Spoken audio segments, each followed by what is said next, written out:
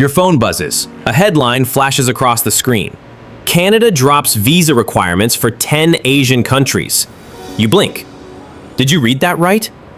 No embassy visits, no stacks of paperwork, just a passport and a plane ticket. But why now? Why these countries? And what does this mean? Not just for travelers, but for Canada itself. This isn't just a travel update. This is a geopolitical strategy, a tourism pivot, and maybe something even bigger. Stick with us, because the countries on this list may surprise you, and if yours is one of them, your gateway to North America just swung wide open. Number 10, Brunei. A tiny, oil-rich kingdom on the island of Borneo. Quiet, wealthy, and often overlooked. So why would Canada lift visa restrictions for a country with fewer than 500,000 people? Because Brunei is no ordinary microstate. Its citizens are among the highest spending travelers in Southeast Asia. When they go abroad, they don't hold back, and Canada wants in. But it's also a diplomatic move. In a region increasingly influenced by China, Brunei represents a strategic, wealthy player. By opening its doors, Canada is building ties, not just with travelers, but with new allies. This visa waiver? It's not random, it's the opening move in a much larger game. Number 9, Hong Kong. A glittering skyline, a financial hub, a passport that rarely sees limits. So why now? Why is Canada suddenly allowing Hong Kong passport holders in without a visa? Because this is more than tourism, it's a statement. As tensions between China and the West continue to rise, Canada's move signals support. Freedom of movement, safety, opportunity. It also appeals to the thousands of Hong Kongers seeking stability, second homes, or future prospects abroad. But make no mistake, this is a calculated risk. Beijing will notice. And how China responds may shape what comes next. Number 8, Israel. High-tech cities, a globally mobile population, and one of the highest travel rates per capita. So why did Canada just quietly lift visa rules for Israeli passport holders? This is about trust. Canada and Israel have long shared deep diplomatic ties. Military cooperation, tech innovation, intelligence sharing. But for years, Israelis still needed a visa to visit. That's now changed. With an electronic travel authorization, ETA, Israelis can now skip the embassy and head straight to the gate. The move also mirrors the US decision to allow Israeli travelers visa-free access, a sign of alignment among allies. But here's the catch. This doesn't apply to all residents. Only Israeli citizens with a national passport qualify. Palestinian residents of the West Bank or Gaza still excluded.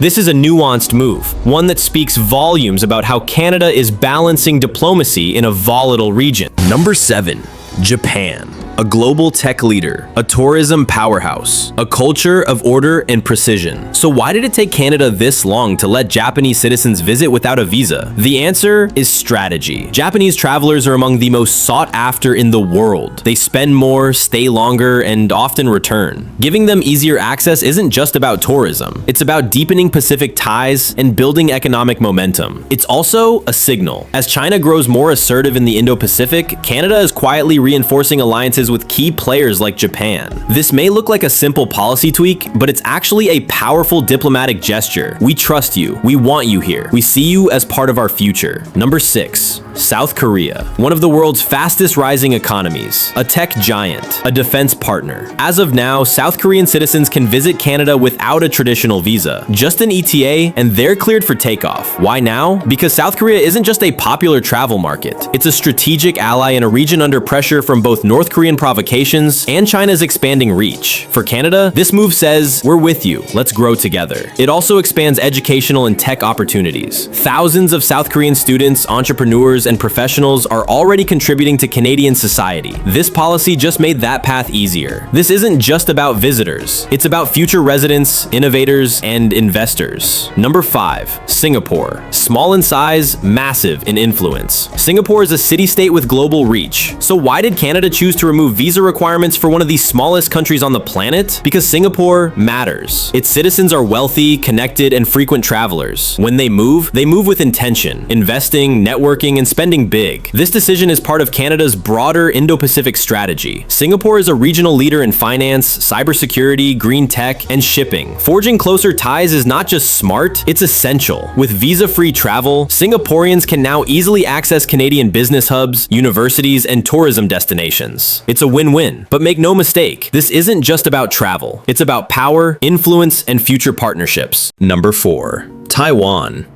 A high-tech democracy caught in one of the world's most sensitive geopolitical disputes. So why did Canada make this move, and why only for certain Taiwanese passports? The answer is subtle diplomacy. Only ordinary Taiwanese passports with a personal identification number qualify. That excludes other types of Taiwanese travel documents, maintaining a careful balance in how Canada navigates relations with China. It's a quiet message. We recognize your people. We value your innovation. But we're not trying to provoke a conflict.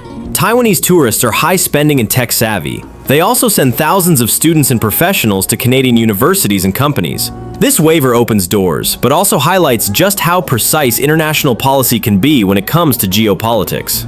Number 3. United Arab Emirates. Luxury, wealth, and global ambition. The UAE transformed from a desert outpost to an international business and travel hub in just a few decades. And now, its citizens no longer need a visa to visit Canada. What's behind this? Trade, investment, strategy.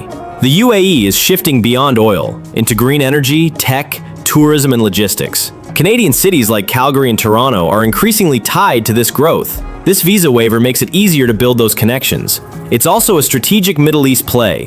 The UAE is a key player in a volatile region. By extending a hand, Canada is saying we want deeper ties, and we're ready to invest in this relationship. Number 2. Malaysia.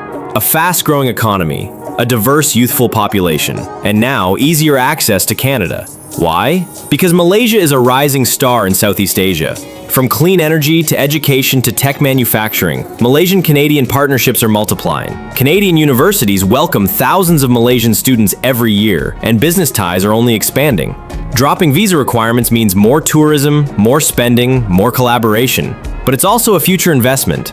Canada is betting on Malaysia's rising middle class and offering a smoother path to visit, work, or study.